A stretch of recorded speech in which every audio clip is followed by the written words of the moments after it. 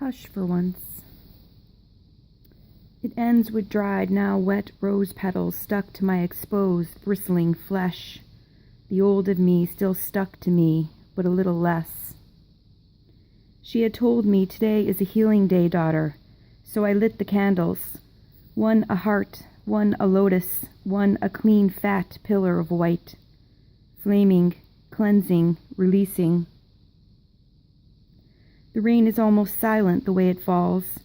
It knows I need its softness today. I open my legs to its breeze. A bird caws. Its sound tears through me until I remember I belong to sky. The water drains the waste of me away. I shiver it free. It will return to the mother. She can always use it again.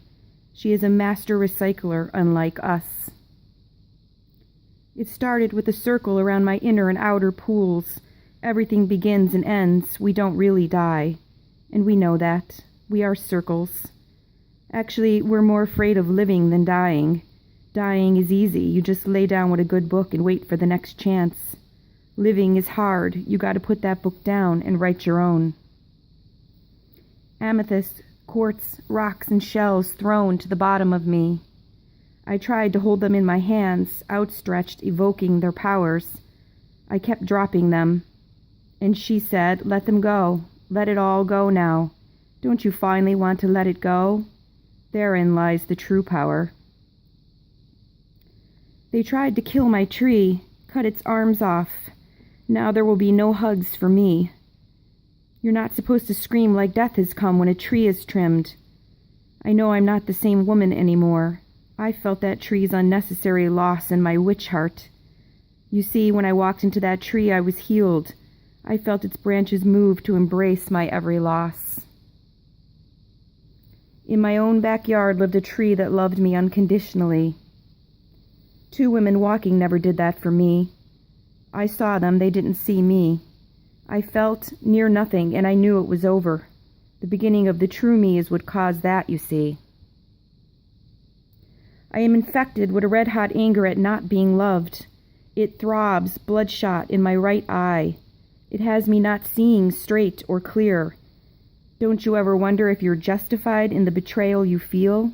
I mean, the other person may have the same exact infection, except it's in their left eye. There is not much time left to buy.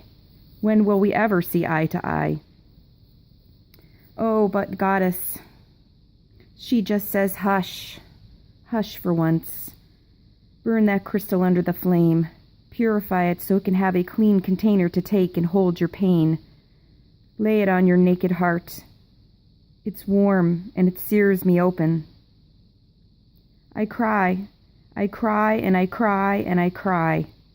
Some things will never be again. That is just how it is. Some things never were. That is also just how it is.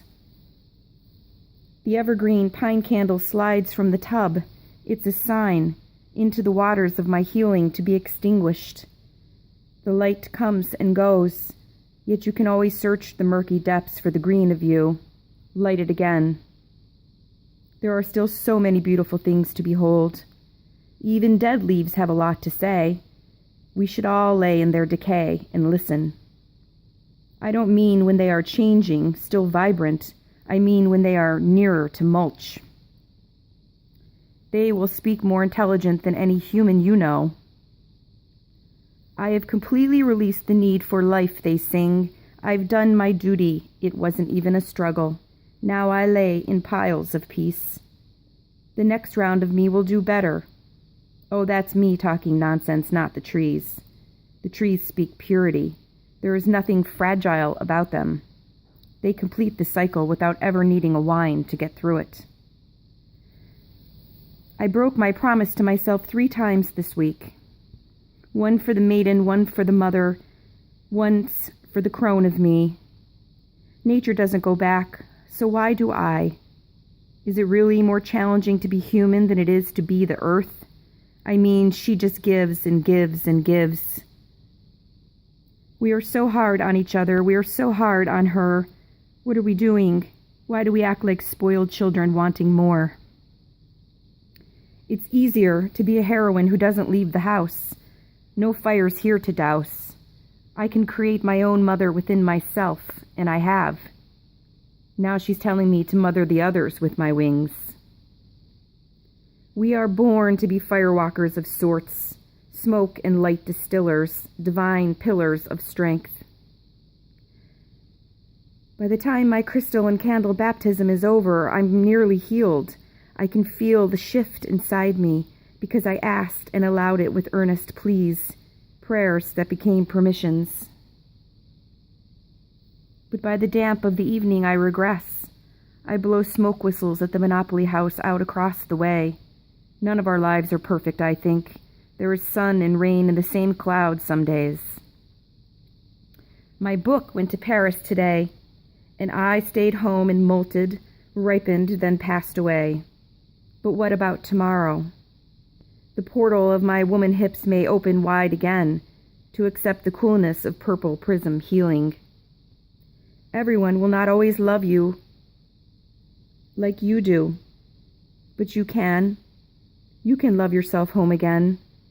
You get to choose to sing self-love so pitch perfect that you can shatter the glass cage you've encased yourself in. That is the miracle. That is the circle. Goddess blessings, everyone. Offering a new poem I just wrote and filming my precious altar today because I have an eye infection and I don't really feel like being recorded.